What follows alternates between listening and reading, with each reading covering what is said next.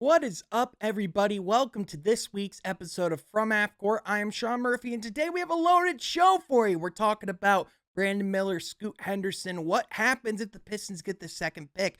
James Edwards III dropped his latest big board and where he thinks the Pistons could potentially leaning. And we talk about where we are leaning at this particular time, but also we dive in and we reflect on all things round one and begin to predict the semifinals of the NBA playoffs. We talk about Steph Curry's amazing performance.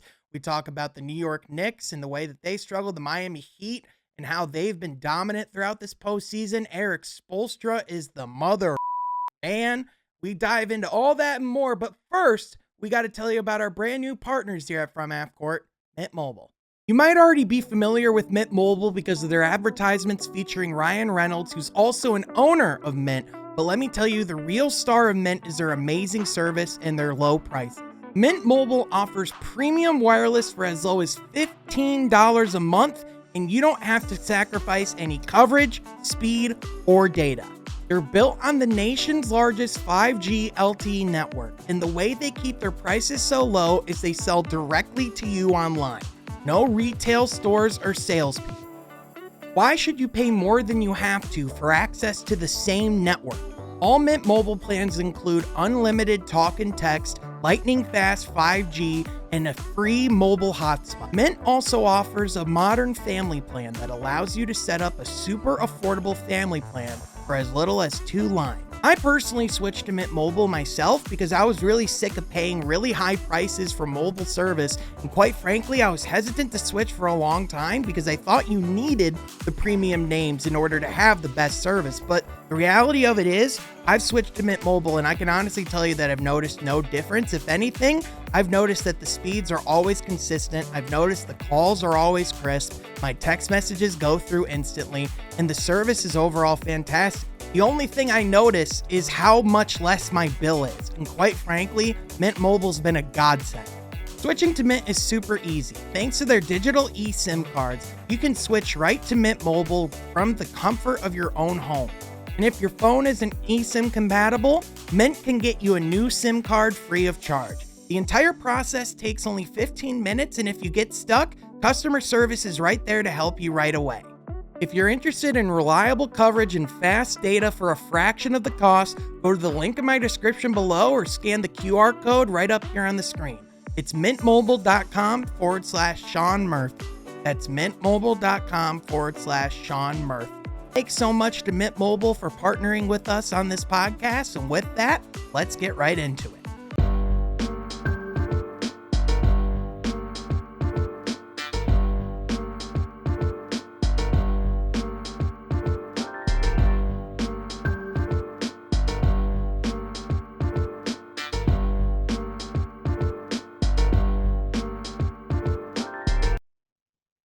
What is going on? Welcome to From Half Court for May 3rd, 2023. I'm your host, Sean Murphy, alongside my boy, pretty boy, Jeff Frady. Jeff, what's poppin', baby?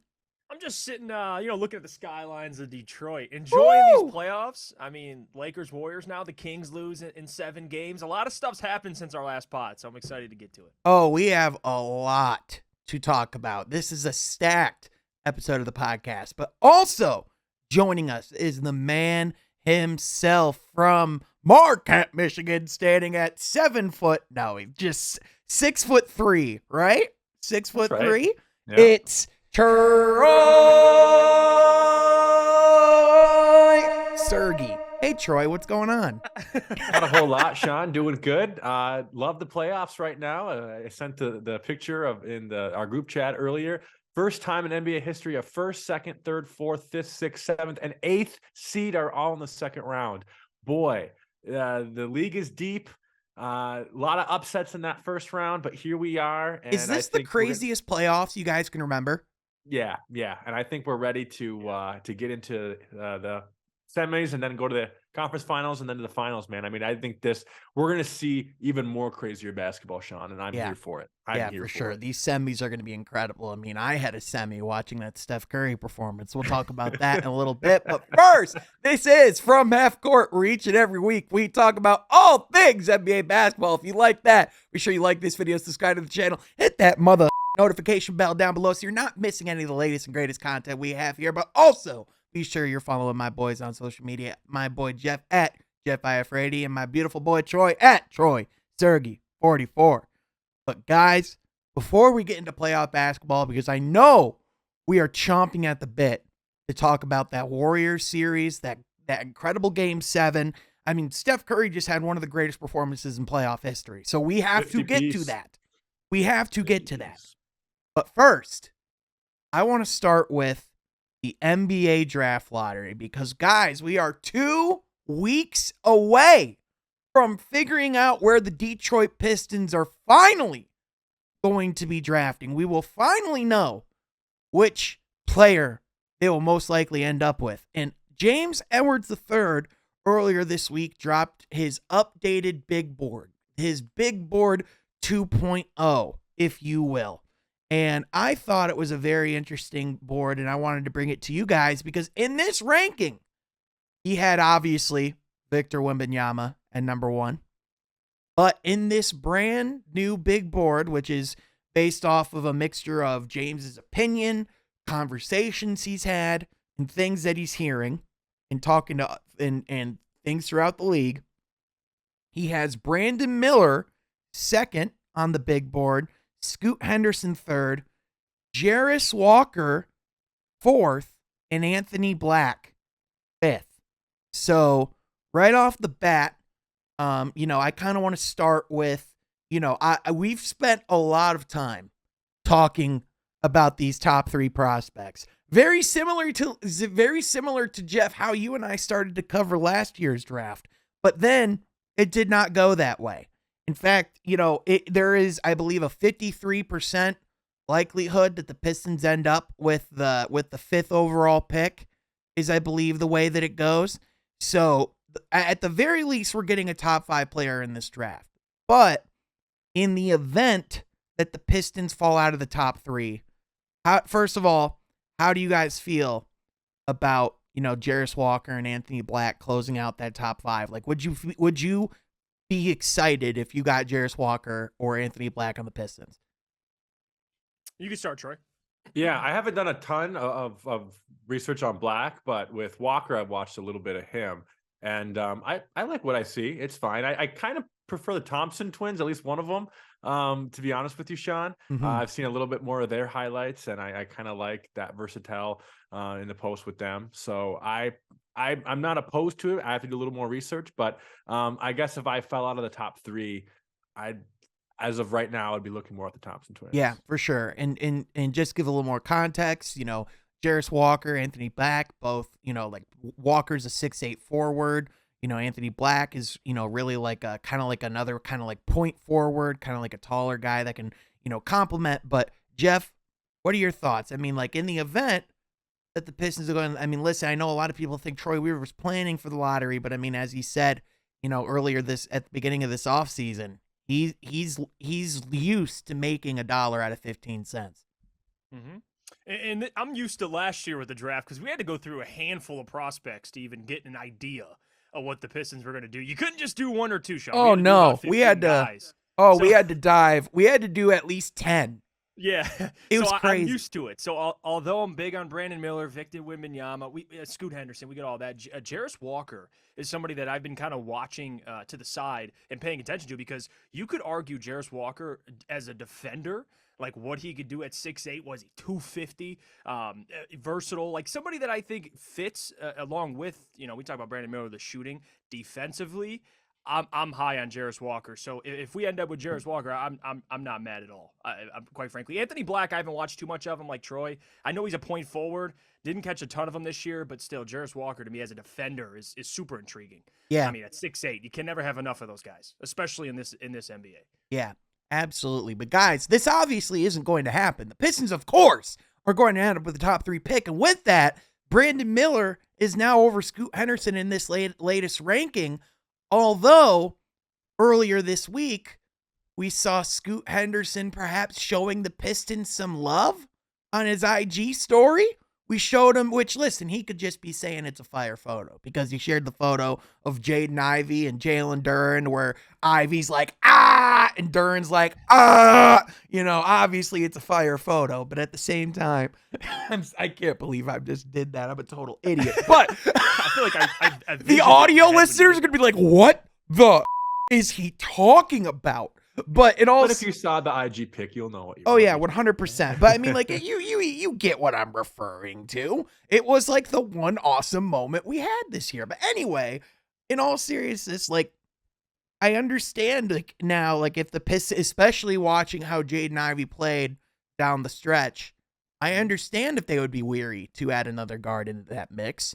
But at the same time, would be interested to see what that could do as far as like an offensive attack. But I mean, guys, we know like Brandon Miller seems like a stud as well. I mean, and at the same time, this is a very early big board, so a lot of things can change. But do you think that, do you think because of the performance of Ivy, do you think like with his shooting performance and everything he showed, do you think the Pistons front office just feels more comfortable going with Brandon Miller because they don't feel like they have to select Scoot Henderson?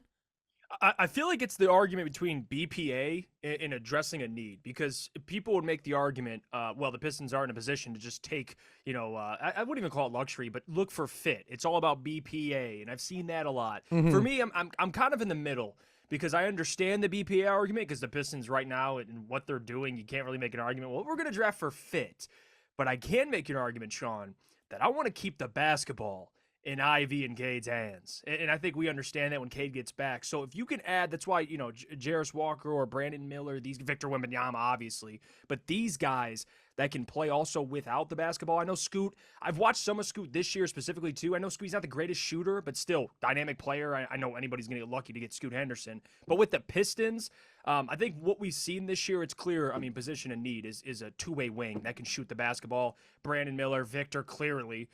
Those guys fit the mold. But again, if they take Scoot Henderson, I'm not going to be pounding the table in frustration. I just would much rather prefer a 6'8", 6'9", 6'10" wing who can defend, who can shoot. Like, just envisioning that next to Cade and Ivy is attractive. Yeah, absolutely. And like I think like it is important to realize like you are drafting a core member of this future, but at the very least, you just need someone who can come in and play now and play alongside those guys. And like, sure, like Scoot might be the one that would take, the longest to develop and the longest to season. And, like the Brandon Miller potential, especially like if he becomes what you think he can be, having that type of all-star wing prospect is super valuable.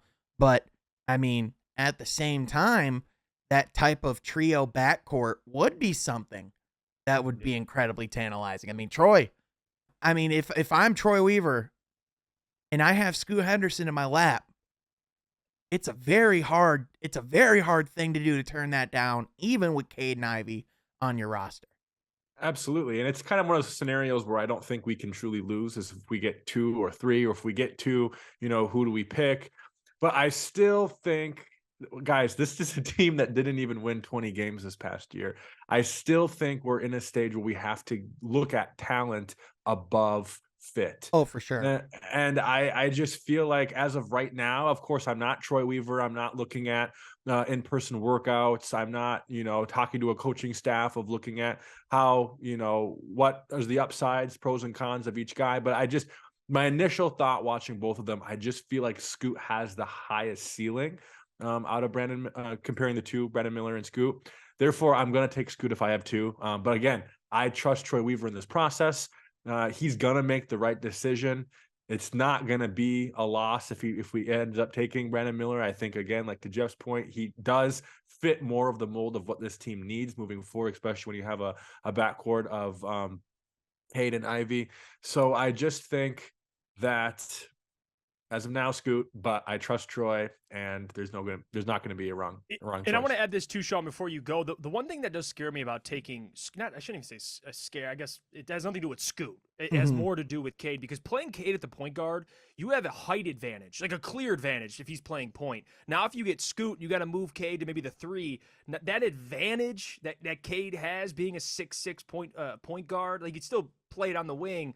But again, he doesn't have that same advantage defensively. He's not going to be matching up with point guards night in and night out. But Troy's right. I mean, if they take Scoot, clearly the Pistons you can't argue they have to draft for fit. Like, it's BPA. So Troy's right. You can't be mad if you're picking top 3. You can't. Yeah, for sure. And, ultimately, like I'm interested to see just where all the chips fall in general, just because, like you could potentially see, teams wanting to make trades within the top 5 in this draft. Like, I think, like this could be a very active draft because of the fact that especially the class at the very least next year is not the class that we have in front of us right now. And, especially a lot of teams like being in like there's not like a lot of teams that have, like a significant advantage over the other, and it in a good way to get better quickly and not have to spend a whole ton of money or capital. Get a guy that can play right away that's a rookie, Mm-hmm. So I'm fascinated to see how this is going to break down. But guys, we will be talking much more about the draft and where that's all going to land once we actually know where the Pistons are going to pick. But for now, let's talk about the NBA playoffs. Let's get right into the meat and the potatoes, guys. We got to start with the Golden State Warriors and that 50-point Game 7 performance from Steph Curry. I mean, first of all, Jeff, I want to give you credit because you were after the Kings' first 2 wins, you were the biggest, stop the brakes, like I'm just waiting to see what happens. But I mean, at the same time, like even for that, like Steph freaking Curry, man, my gosh. Jeff, what were your thoughts? Yeah, watching the series, and again, like I'm not going to act like I'm Nostradamus here. Like, although they are the defending champs, and that was a big reason why when we talked about it, I'm like, I wouldn't be shocked if it's 2-2, and at that point, it's a toss-up. But to say I expected Curry to get 50 in Game 7 would be ludicrous. Mm-hmm. And to be honest with you, this is what I appreciate about Curry, is he's been labeled the baby-faced assassin. He's always been labeled the good guy. But seeing the emotion that Steph played with in Game 7, and not only post, like, when it was pretty much sealed and he said, light the beam, which I thought was badass, but before the game, him talking to the team. Like, when Curry speaks up, it's like one of those things, like, if Draymond's speaking, if you didn't see that clip already, Draymond trying to talk to Jordan Poole, and Jordan Poole's like, I don't want to hear it. And then he sits down, and Curry comes over, and he's like, all right, I'll listen. Like, it's different when Curry speaks up. So, before the game, Curry gives a motivational speech, and then goes out and gets 50. So again, I mean, if we're being honest, like as an NBA fan, it's much more entertaining to get the Warriors and the Lakers. Like, let's be honest here. So, right. Again, credit to the Sacramento Kings. You went 7 with the defending champs. I know to them it's a failure. You're a second seed. You're expected to have a playoff run. But the Kings play, specifically De'Aaron Fox too, injured. They played their ass off. And I know, Draymond mentioned this on his podcast that some guys in the playoffs you lose respect for. Domantas Sabonis. We're getting there. Believe me, we're getting there. But also, some people, you gain a lot of respect for it. And even Draymond said it about De'Aaron. Personally, as an NBA fan, I gained a ton of respect for De'Aaron Fox. I mean, he's legit. Yeah, he's legit. These are the moments where you begin to see what these players, really are made of, and where they're really at in their career. I mean, Troy. I mean, like obviously this Warriors team. They played magnificent basketball, and we'll get into like some of like the adjustments they made, and because like I think that's kind of more on like I think where the Kings kind of went wrong, and I'll get to that in a little bit. But like I mean, Troy, I mean, like the Kings do have a lot to look forward to still. The future does look like this team is going to be just fine. Yeah, definitely. And I just think that series was so fun. Just talking about that for a second. I mean, we saw in Game 5, Harrison Barnes almost took the lead on them. What was that game? That was Game 5. Yeah, that was Game 5. Yeah. And then Game 6, Kings bounced back in Golden State. Had a I said that was chance to game win it 4. That was there. game 4 that Harrison Barnes almost made the shot. But I just think that series was very good with a young team developing and going up against obviously a seasoned Warriors team. But man, I do think the Kings moving forward, I would have loved to have seen them get by the Warriors just because it's always fun to see an up and coming young team move on. But I still think this offseason is going to be really crucial for them, guys. There's no guarantees that they will be in a top 3 in the conference next year. There's no guarantee that will be a reality. So I still think they're in a position where they have to do some work this summer. I'm not extremely confident that this roster has what it takes to do the exact same thing they did this past season. I still think they need to have some improvements. But moving into the Warriors now, man, I think that they love the position that they're in because they're playing a Lakers team who's been inconsistent really the past couple of years. I guess you don't really know what kind of AD you're going to get on the floor matching up I at mean, all. guys, it's incredible. Here we are, like the Warriors and the Heat, like a month ago, both looked dead on arrival. Like, like more really, like the Warriors sled flashes where they looked awesome. The Heat more so looked dead on arrival. We'll get to them in a little bit, but like the fact that both of these teams are coming alive, but in particular, like this Warriors team won 8 road games all season. Yeah. And the fact that they won 2 in this series, like crucial game 7s, like it shows the fact that like the difference here was the fact that the Warriors had that resolve. They like as the series went on and as your chest got tighter, as as each shot meant more, it felt like the Warriors just got better and better. And we didn't really and think that better. the Warriors were in a position like this with, especially starting the beginning of the season with the Draymond punch, right? I mean, it just seemed like that was a pivotal moment of their downfall. Right. And now here they are, might beat the Lakers and might move on to a Western Conference Finals against a Nuggets or a Suns team. Like well, guys, you know what else is crazy crazy. too? Because like we're gonna talk a lot about like Steph Curry and like even like Clay to a certain extent. So the performances he had, I completely forgot Andrew Wiggins missed the last 20-some games of the season with the way that he's playing. Like, if you told me that, like, he was gone for 20-some games, I wouldn't necessarily believe you.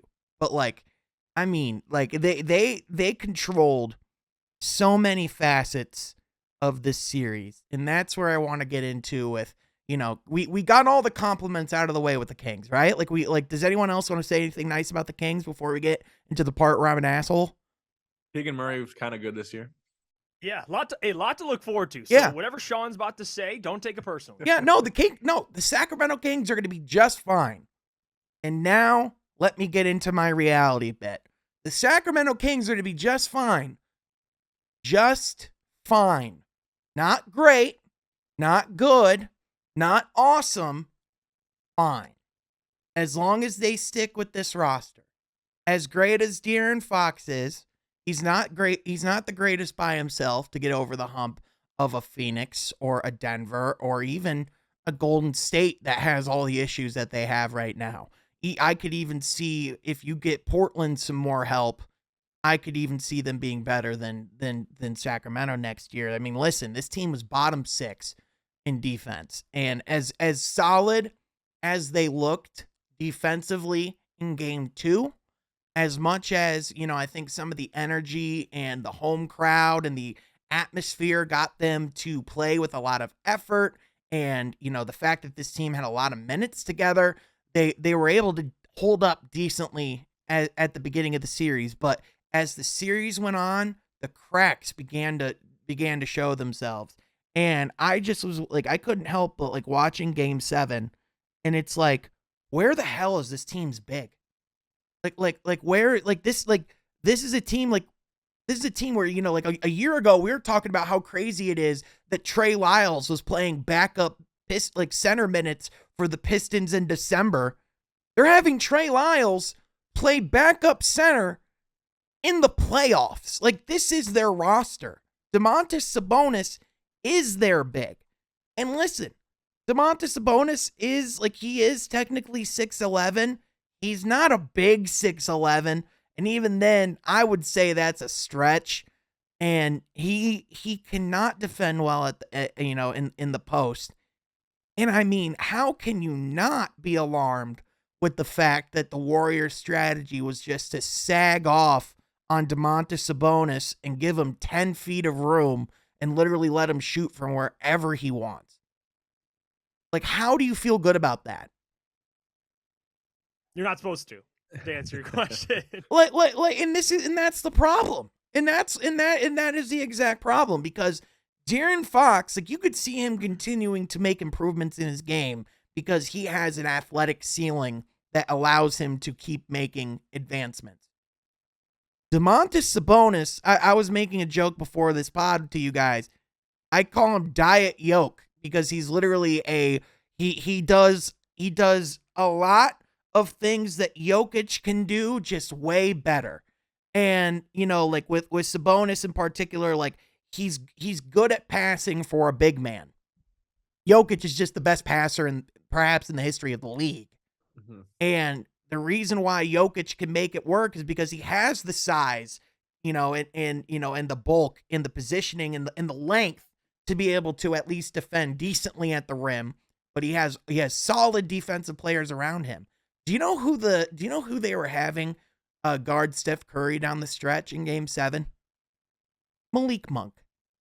And listen, I like Malik Monk, but how are you beating the Golden State Warriors 4 times if your best defensive players are Keegan Murray, who's a rookie, and Kevin Huerter, who's like 6'6", and I mean, obviously they have off night, they have Davion Mitchell, but like, as good as he is, like, he's undersized. So as current in the thing that makes it really difficult is the Sacramento Kings don't have cap space. In fact, they're potentially going to have to renegotiate Sabonis's deal, and if they give him a max extension, then they have to get rid of some of that depth that made them awesome. They have to say goodbye to guys like Trey Lyles. And so, like, they have picks, they have assets, they don't have flexibility. So as far as like where they go forward, like I would personally think that this is a really interesting trade candidate for like one of the next available stars, but at the same time, what are they going to trade? Mm-hmm. Yeah. And we can all admit too, the Kings this year, and we were kind of early on this, as impressive as they were in the regular season, we can all admit they overachieved. I mean, given how bad they were defensively. But you make great points. I think the biggest thing to take away, especially in that series alone, I mean, the Boston Celtics couldn't beat the Warriors with Marcus Smart, Jaylen Brown, Jason Tatum, and company. I mean, one of the best defensive teams in the league.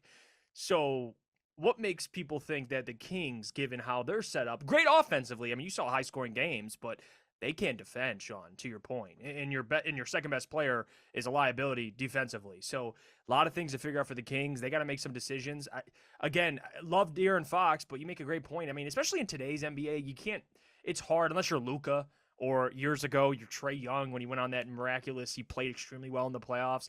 It typically doesn't happen. And even those guys fell short to making the finals. So it's a different NBA. You need more talent. And not only just talent, but you need guys that can defend as well as score. So the Kings, I don't want to be too much down because I love Mike Brown. I like what they're building, but you're right. No cap space. I mean, it's some tough decisions this summer. No doubt about it. Right. Like, as good of a story as it is, like, let's just talk shop here. Like, let's be honest. Like, teams like Phoenix, they just made this monster trade. They're going to be able to go back to the drawing board and address whatever issues they have, with their depth. Granted, they don't have many resources either, but the minimum guys are going to want to come play with Kevin Durant. I'm just just a guess, right? And when you are a team like Sacramento, where like Sabonis and Fox, they are right at the same age bracket. They did play so well together. There is a lot of things that Domantas Sabonis does do well. I don't want to take anything away from him in that regard, but Kevon Looney had 11 offensive rebounds in Game 7 alone? Right now in the playoffs, he's number 1 in rebounds. Yeah, right. And that shows you who he was up against. I mean, they got destroyed in the interior. Like there was no resistance at all. And by the way, take the seed out of it. Where would the Kings rank in terms of talent if you go in the West? Because you have Denver, Phoenix, Like, you talk about a 1-2 punch. I know they don't have as great of a record, but I'll still take LeBron and AD over De'Aaron Fox and Domantas Sabonis. So Right. West is like it's not as strong as it used to be, but the West with Kevin, with now we'll see what Kyrie does with Luka, but they have Luka still with the Mavericks. Like, the Kings, as optimistic as Kings fans should be. Like, if you were just talking shop, we're in the shop chopping it up. Yeah, I mean, the West it's deep, Sean. I know they were the second seed, but next You year got a Thunder team rising too. Thunder team rising. I mean, Sean brought up the Trailblazers. Yeah. The Trailblazers aren't too far behind either. Well, yeah, they're gonna be desperate. Grizzlies? And they're gonna be Grizzlies aggressive. too? Yeah. The Thunder could literally cash in at any point and just get this crazy roster with all the picks that they have. The Jazz This might be a hard conversation for, I think, a casual fan to hear because, Sacramento, third seed, right? But like Sean's point, they're going to be just fine. They still would have, I think, one, they overachieved, and I think they would have a lot to do in the offseason if they want to even remotely come close to a top 3 in the regular season, in my opinion, in the conference. I mean, there's so much depth coming out of the West now. And we were just talking about how the West is wide open, but if we really take a step back and we look at the talent that's already there in-house of the Western Conference, man, they really have a lot to think about and to consider, because I don't think you can run this thing back and expect a top 3 seed again. I mean, I certainly think there is still merit to, giving this team time, like continuing to let this group play together, like seeing, like seeing if you could potentially get someone in the draft that can help and contribute. I think it's really interesting to me because I think ultimately what this team's ceiling is going to be based on where they're at right now is entirely contingent on how they develop the players around De'Aaron Fox and Domantas Sabonis, namely Keegan Murray. Because if Keegan Murray can be that Pascal Siakam type player that they drafted him to be, and that kind of like quiet assassin who can handle the ball, dish it out to, guys on the perimeter, play, score the basketball at all 3 levels. If he can be that type of guy, that's what gets them to that next level, right? But if Keegan Murray is what I think he's going to be, which is more of a Rashard Lewis, or, like the elk of, just like a solid 3-and-D wing, then that's an entirely different discussion, right? So I think the reality of it is, I don't want to poo-poo on their parade because it's the best Sacramento basketball we've had in years. And Mike Brown did an incredible job. And as long as he's there, I'm optimistic for Sacramento. But at the same time, let's just not let's see how this team handles expectations now. Let's see how this team handles, getting the looks and having attention, because they're going to have it now. So it's going to be really interesting, for them to see what happens. I mean, but guys, talk about, we talk about what in the hell do the Kings do this offseason? Let me raise you one better. What in the do the Memphis Grizzlies do this offseason? Because, guys, we don't even have to, there's nothing to analyze here. Memphis didn't just lose. They got their asses handed to them. Their asses were put in a duffel bag and put right in their lockers, and they told them to get out within an hour. Like, it was like Dylan Brooks is like, I won't respect him unless he gives me 40. They lost by 40 points in game 6. I know once the jaw thing happened, after the All-Star break, this season was looking in doubt. But man, for it to end like this, especially after saying we're fine in the West, this team needs a remodel, and it needs a remodel badly. And I think that remodel, Sean, has to start with some trades. I don't think you can run it back with this roster, because I think you're going to get the same result if you do. Is there value in a Dylan Brooks? Well, he's a free agent this summer, Troy, and that's so you let him walk. You definitely let him walk. Yep. Do you want to see what the market's there for Bane? I don't know. I think he's played fine this past season, but again, you can't trust this roster moving forward. It's just, it's not a roster that gels well together. And we saw that with a 9-36 opening run in game 3. I just think, yeah, you This got to do some trades and let some people walk. this locker room, Jeff, they are in dire need of some adults. Sean, you just took the words out of my mouth. They got to get an adult in the locker room. Like, it starts with shipping, and I was going to say shipping, but he's already a free agent, but you get what I mean. Shipping Dillon Brooks as far away from Memphis, Tennessee as possible. You let him walk. Which, by the way, I want to just, like, right here, full stop. God, no to Dillon Brooks coming to Detroit, right? No. I mean, if it happens, like, listen, I know that I'll probably find a way to be able to talk myself into it, but, like, no, God, please, no. I'll pass on a 39% shooter just from the field. We're not even talking from 3. So, yeah, I'm good. But Dillon Brooks, yeah, he needs to walk. They just need more adults, and they need to get the guys out of the locker room that are cancerous. Like, Dillon Brooks, to me, is not it. Like, Yeah. for him to be opening in his mouth and trying to embrace that role, even for Dillon Brooks, is just blasphemous. So, yeah, I'm letting him walk. I'm using that cap space not only to get adults, but we talked about the Grizzlies at the trade deadline and how OG and Anunoby, like someone like that, they need. I mean, for wings, they have Dillon Brooks. Like, come on. I mean, that's especially to win in the playoffs. They got to get better at the wing position. I don't mind Desmond Bane, to be honest with you. I actually like those two. I like Jaren Jackson, but Troy's right. You got to add some dudes in here, specifically some veterans, to at least repair. Maybe you can get a Jay Crowder. I know he's unhappy with Milwaukee. Like, you got to find a way to get some guys here in Memphis because, yeah, what they're doing now. I know Ja is kind of, quote, he's been openly honest over the last couple of days. I hope Ja Morant next season, not only we know he's talented, but mentally mature. He's got to grow the hell up, man. He's got to grow the hell up. So again, I think he will. I don't mind the Memphis Grizzlies, what they're doing with their roster, but you got to make some tweaks to that roster if you want to have any success. I mean, guys, there were cameras in that arena, and it was like there were videos of Ja Morant laughing on the bench when his team is down by 30 plus 40 points with like minutes to go in the fourth quarter. If I saw my franchise star laughing when they are down by 40 and he was part of that game, a part of that, and that is the way that your season is ending. I mean, how, like, if I'm in that front office, how do you feel good about that? And then, you know what's funny about this, too, is look at the difference between the Miami Heat, who we just talked about, who had a disastrous play-in. They snuck into the playoffs.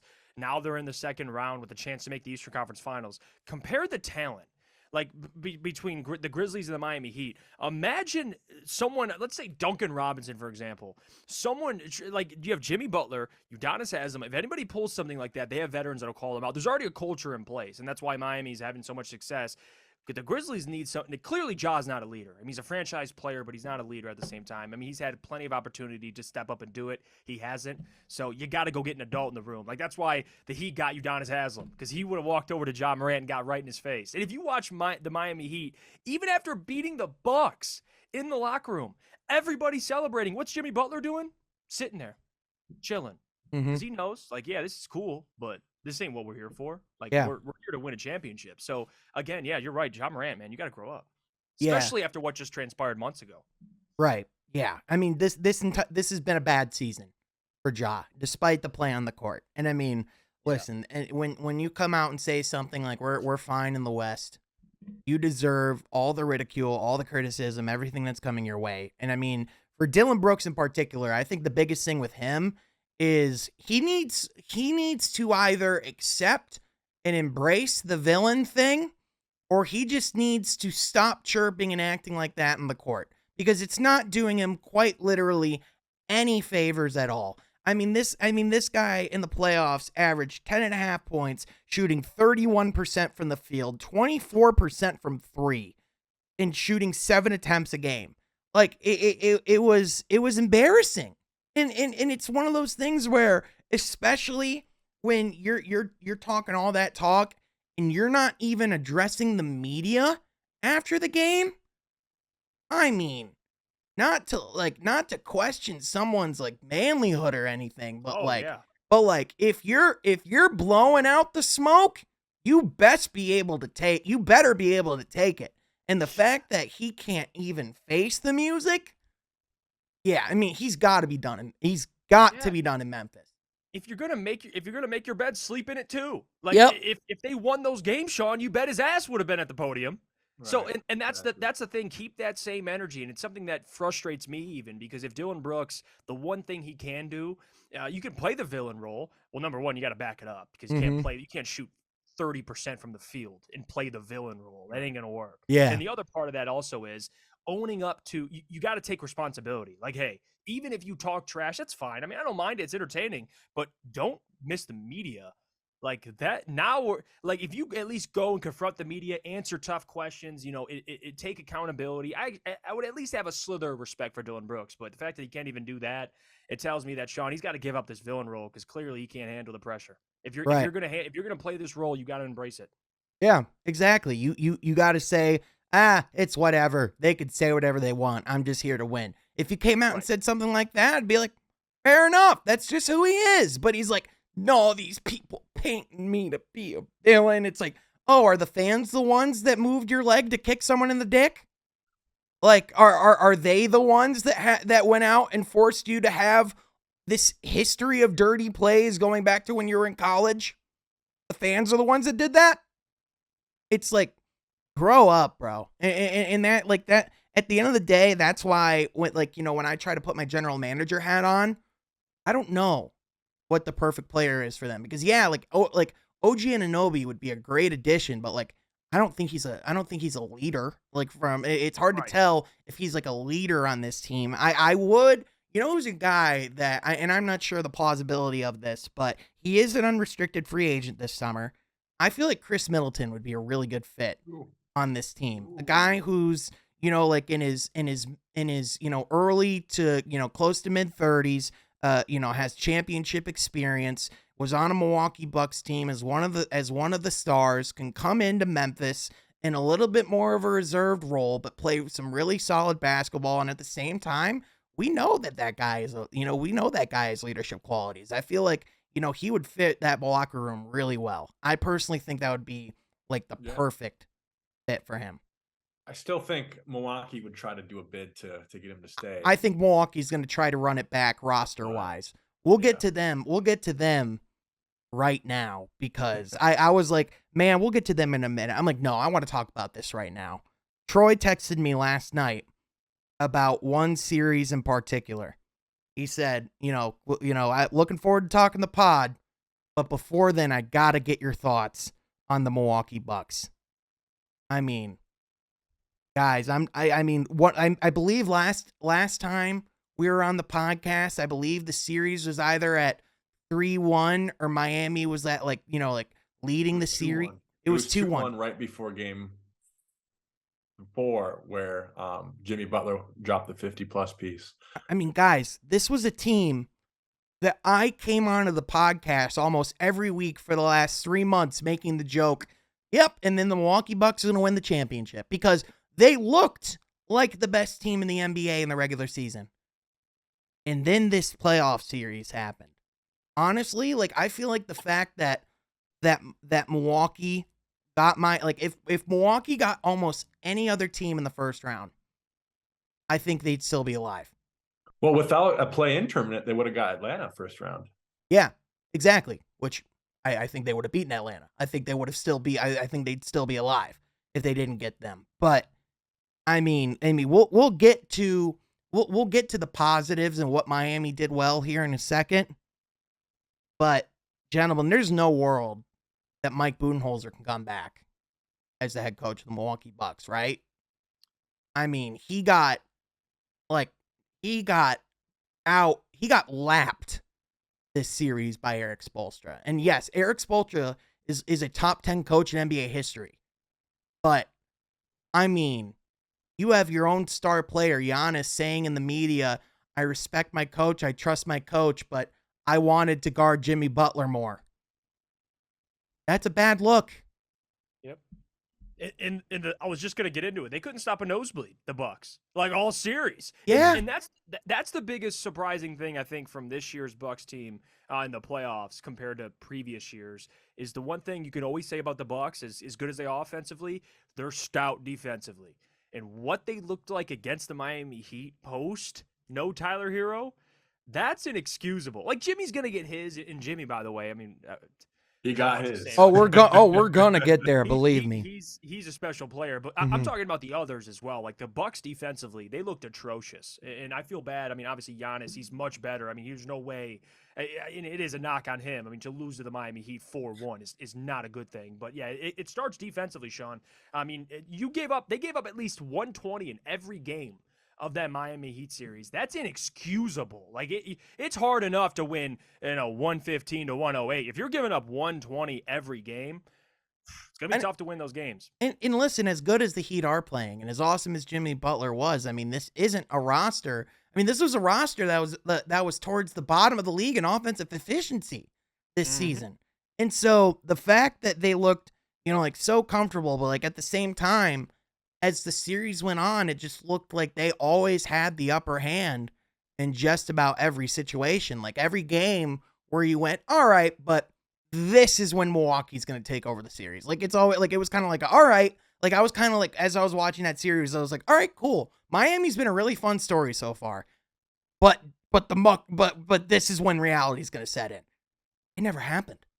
No. Not only that, but like Giannis, he looked, I mean, you could tell the injury was affecting him, but he played really, he collapsed in that second half in game 5. And listen, he has, he is one of the best players in the world. We're not questioning Giannis as a player, but he has had some moments in the postseason outside of that one championship run where there's been some collapses. Like, this isn't the first time with Mike Budenholzer now. So, I just, like, and also just roster-wise, like, they're old. They're expensive. I just, I thought this was their best year to get another title. Yeah, and this isn't the first for Budenholzer. Like, even his years back in Atlanta, like teams that, and I guess it was different, it's a different team. Right. Schematically and DNA-wise. But still, just the fact that they always had good regular seasons. And they just couldn't do anything in the postseason. And the Milwaukee Bucks, give them credit. I mean, even last year, they took the Boston Celtics to 7 games without Chris Middleton. Like, that's significant. But the inconsistency is probably more so the downfall of Mike Budenholzer. Hell of a coach, one of the best coaches I still believe in the league. But yeah, those playoff collapses, Sean, over the course of Mike's career, I mean, it's again, if something's happening more often than it doesn't, it's usually not a coincidence. But for this series, I don't think you have any type of excuse as far as injury. No. Yeah, Giannis went down in game 1. But they lost Tyler Hero. I mean, like they were even more shorthanded. And last year we were saying, the Bucks, their excuse was the Middleton thing, and rightfully so with his injury. But this year, man, I mean, when you play that efficient and well during the regular season, and completely fall apart in the postseason in the opening round to a 7th seed that turned into an 8th seed. Yeah. That's bad.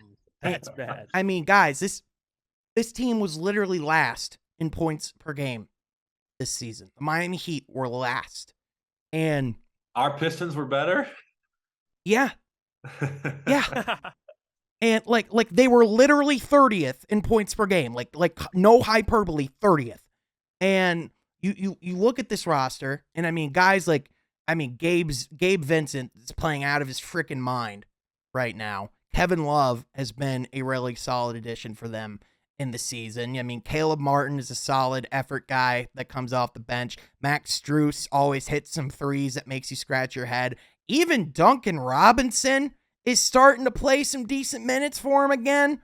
Like, I mean, guys, this has been the Jimmy Butler show. He's imposed his will, like, completely within this series. But, like, man, Eric frickin' Spoelstra, I don't know what the hell it is, but he just has his teams ready to go come playoff time, man. I mean, this is incredible. Yeah, he's elite. Like you just reading off that roster, by the way, like trying to hype. I could tell you were really trying to hype each of those players up. I could tell.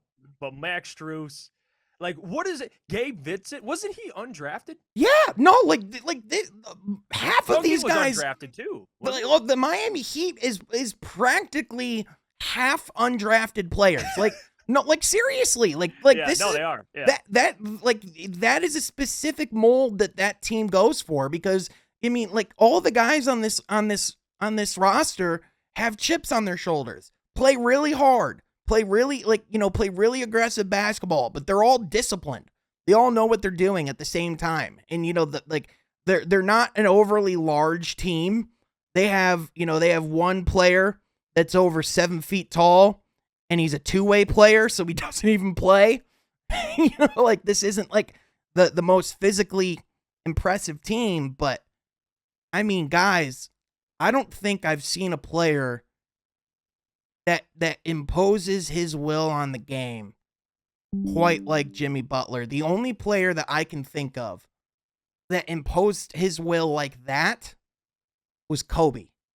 I am getting like real Kobe vibes with the way Jimmy Butler's been playing in this postseason. Just his clutch factor, his competitive fire. I mean, this guy was freaking shooting shots like late at night like in New York the night before a game. I mean, this guy's been a freaking monster this postseason. And there's a legitimate case to be made that Jimmy Butler's a top 5 player in the world right now. Yeah. And I think we even last year around this time, first round of the playoffs, we were debating if Jimmy Butler is a 5-star NBA player or a 4-star NBA player. And I think it's safe to say 5 stars now. Assassin. Not during the regular season, but in the postseason, good Lord. Assassin is a word that came to my mind, especially when you brought up Kobe and his legacy, especially in the playoffs. And this is a guy, I mean, I know it was the bubble. This is a guy that brought that Miami Heat team to the finals in the bubble too. I mean, this guy has an ability to just turn on the switch during the postseason. I mean, they were a shot away from possibly getting to the conference finals last year. I mean, to the finals last year. Yeah. To the finals. We never talk about that, right? Yeah, and that roster came in worse this season. Right. And somehow could potentially find themselves in that exact same situation, because they are currently, as recording, up 1-0 against the Knicks. And not to make too much of that first game, but with all due respect to Tom Thibodeau, he ain't coaching against JB Bickerstaff anymore. This is Eric Mother Spoelstra, and he's looking for blood in the water. Yeah, Eric Spoelstra, he's a mad scientist. Like again, New York, even we kind of foreshadowed a little bit when they were up 3-1 against the Bucks, and we're like, yeah, New York against Miami. Like, New York might have an easy route. No. Miami Heat team. Can I say this, by the way? I feel like watching this Heat-Knicks series, it feels like I'm watching mid to late 2000s basketball again. It feels like it doesn't feel like modern NBA, like with like the physicality, the defense that they play, like how it was like more of a low scoring affair. It was a lot more like defensive like this is not a finesse sexy series. This is two teams that are just going to beat the living out of each other for however many games that they have. This is the basketball equivalent of a heavyweight fight. Yeah, I can see another Jimmy Butler notorious leaned over, no more gas left in the tank photo coming. Yeah, maybe next round if they beat the Knicks, because if you beat the Knicks, now you got Boston. Listen, Embiid's hurt. I don't want to jump to conclusions, but most likely Boston or the 76ers next round. So it just keeps. Like, you get through the Bucks, now you got to get to the Knicks. Like, Jimmy, by the end of this, man, he's going to age like 15 years. I swear to gosh. With all the work he's been doing over the last couple of years. And I mean, listen, like, we will at some point have the conversation of where in the hell the Heat go from here. What their big picture looks like, because, are they going to, is there a championship in their future with this? I mean, it seems like if there is a year that the Miami Heat were to just out of nowhere win a championship, I mean, this would be the year, but Mhm. at the same time, it's just hard to picture and again, you just have that vision of what that roster was this regular season, but that's a completely different team than what we're seeing right now, and it's just, yeah, I mean, all credit in the world to Miami Heat. I mean, this is why they're one of the top tier organizations in basketball. I think we're gonna be seeing them in the conference finals again. And the fact that they're doing that with with the roster that they have, I mean, all the flowers to freaking Eric Spoelstra in the world. My gosh. Mhm. And Jimmy Butler. And Jimmy Butler. 100%. But I mean, Jeff, you just alluded to it right there. I mean, you talk about like this feels like a golden opportunity, like this series, like this was, for the 76ers, this is a high pressure must win series. And for Boston, this feels, like kind of like a similar thing. But now with the injury to Embiid and the fact that James Harden isn't even necessarily 100%, I mean, this series feels way, not to say way more predictable, but if there's not a healthy Joel Embiid, like if he's missing a playoff game, there's reason to be concerned. Mm-hmm. And even in tonight's game, like James Harden in 12 minutes has 16 points. They're still down 7. So, like to your point, like James Harden can play as well as he can. You can't replace Joel Embiid. Like the guy is a top 3 player in the league. Like you can't just have another guy come up. No, it's if Joel Embiid's not 100% healthy, and the rumor is he tweaked something in his knee. I don't know the significance of it, but if it's significant, yeah, this series. I mean, Boston. They're too good. They're poised for another Eastern Conference Finals run, even a 38, Finals run. yeah, If they 38 can. points in the first quarter. I mean, not only like what Joel Embiid brings on the offensive end because he's a generational Right. offensive big, but he's also one of the best defensive players in basketball. And if you don't have that guy on the court, if you don't have your anchor, I mean, that team is just not Uh, the team that they need to be in order to go out and get it done. Well, here's a surprise. Paul Reed, who's starting for Joel Embiid, unfortunately isn't Joel Embiid. Yeah, So well, yeah. It's a little different if you have Paul Reed than if you have Joel Embiid. It's a little different. yeah, it's a Hey, different Montrezl E. Harrell too, right? Yeah. Well. Oh yeah. Oh my Yeah. gosh, man. I mean, like another like you talk about a situation where in Miami where it's like, man, this team can't stop dominating. On the other, like this feels like on the other side where it's like, man, this team can't stop tripping over their feet at the finish line. It's incredible. Like there's always something just like self-inflicted or injury-wise. Like there's always just that one thing that's holding them back from getting to even a conference finals appearance. And like it'll be interesting to see how this series develops because although like it feels like like the pressure is on for Boston to win, they also didn't look particularly great throughout stretches in that first round series. So I mean, for Boston being essentially the favorite to win the championship of all the teams remaining, they haven't exactly looked championship caliber to me, at least in the playoffs yet. Mm-hmm. So it's going to be interesting to see how that series develops. One more series we got to talk about, guys. Saved one of the best for last. We got the Phoenix Suns going against the Denver Nuggets. And man, game 1 was the Jamal Murray show. This guy, after going through everything that he's been through with the ACL injury, with this team last year looking like, like Jokic had to carry the weight. This was a like a roster that looked, flat out depleted. Denver might be the deepest team remaining in these playoffs. And I know there was a lot of conversation about not being too high on Denver at the end of the regular season and, for how they were playing at the time, rightfully so. But if they're firing on all cylinders the way they were in game 1,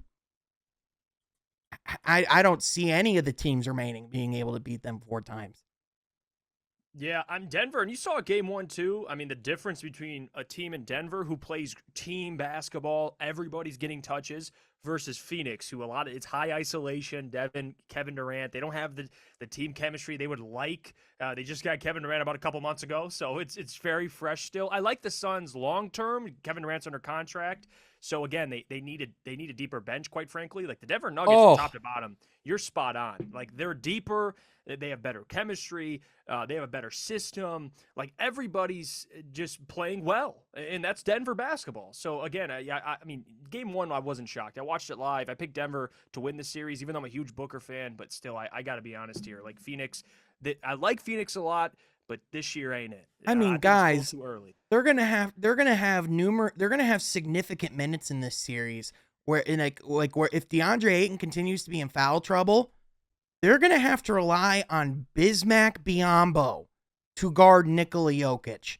And listen, as much as I don't want to dog on Bismack Biyombo because of the character and like the person that he is, he's not gonna be able to stop Nikola Jokic. And Right. and the difference between like I think the way Sabonis performed in the playoffs is the way people expect Jokic to play in the playoffs. But the difference with Jokic is there's no player in the league that can force him to speed up or to not make the right basketball play. And especially there's not that guy on this Phoenix team, because as good as Kevin Durant is, as great as Devin Booker is, I mean, I've never been less confident in DeAndre Ayton, especially in this series. Yeah, I know it's funny too when it doesn't happen to a team that I'm close to. When you watch a team like pay a guy or give someone a supermax or a max contract and they just remain the same. Yeah. Like, I laugh at it. It's something that I know fans of that specific team, like the Suns fans, are frustrated with. DeAndre Ayton has so much talent. Did you see the clip? And this kind of sums up who DeAndre Ayton is. I mean, underwhelming defensively for how physically talented he is at 7'1" with his wingspan. I watched a clip, and I didn't watch it live, but afterwards I caught it online.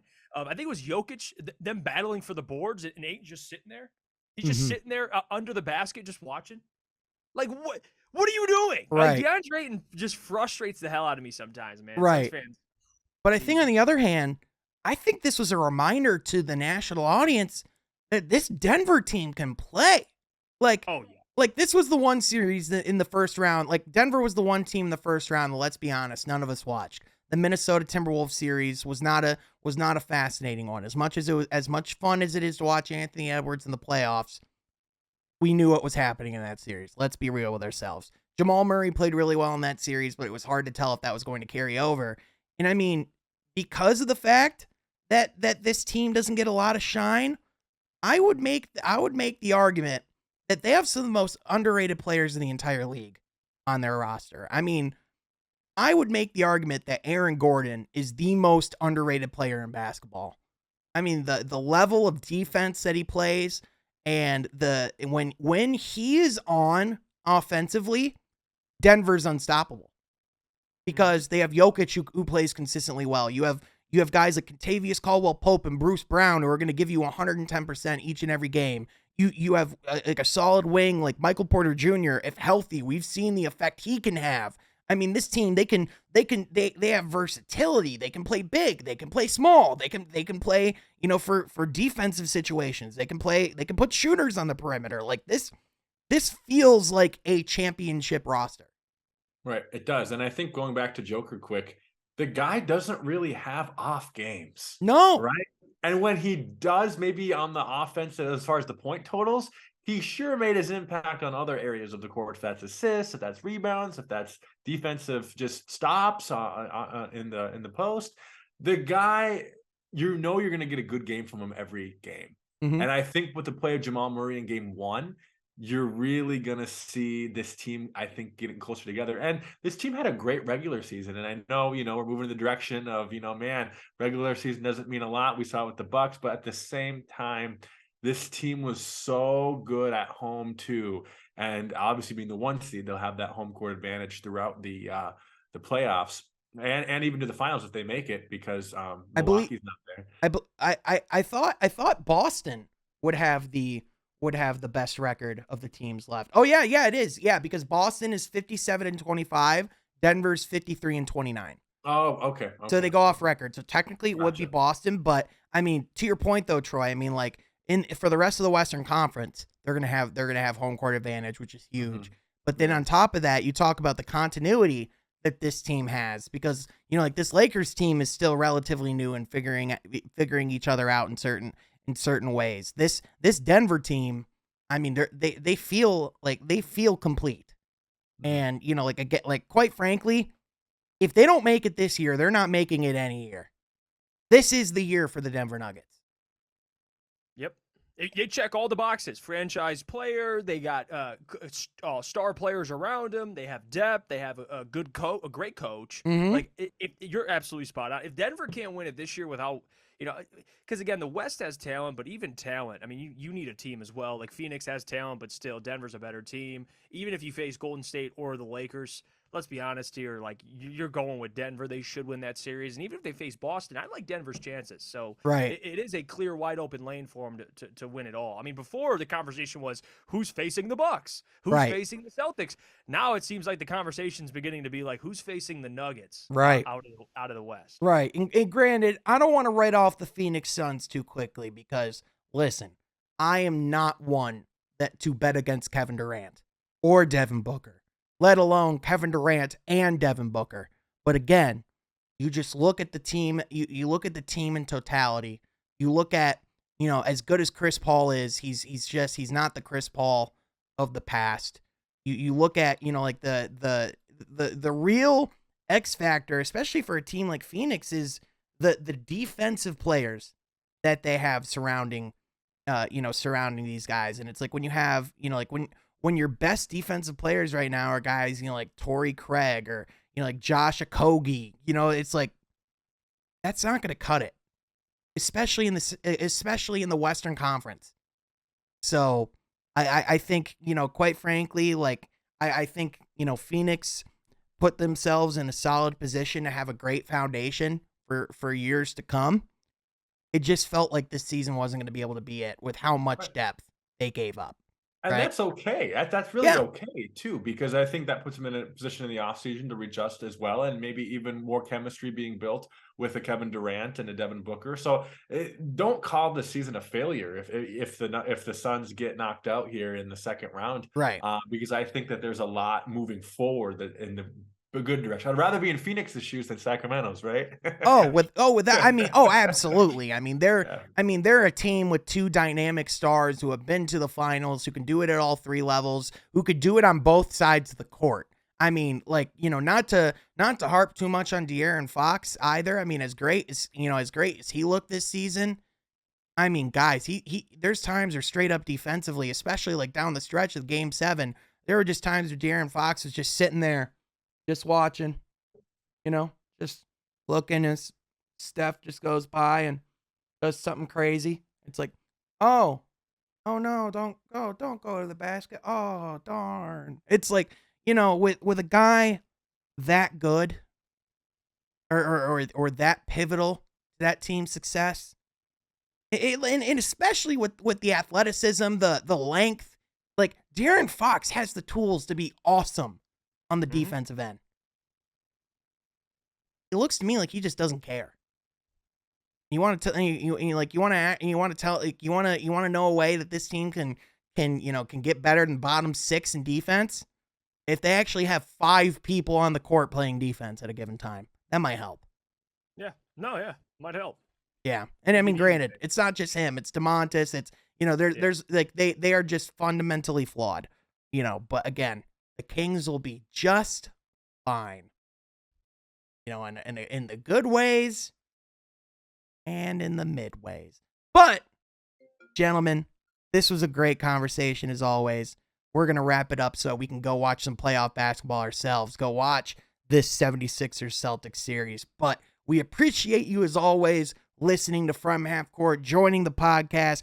Things are starting to heat up in the world of the NBA. We'll finally have some things to talk about in the world of the Pistons. Expect a coaching hire within the next couple of weeks. And when all of the news goes down this offseason, you're going to want to make sure you're going to be here at From Half Court. You want to make sure that you're following my guy Jeff Iafrady and my boy Troy Sergey 44 for what they're doing as well. And you can even follow myself at Sean Half Court. With that, folks, that's going to do it for today's episode. Thank you so much for tuning in. We'll catch you guys next time from Half Court. Be sure you subscribe.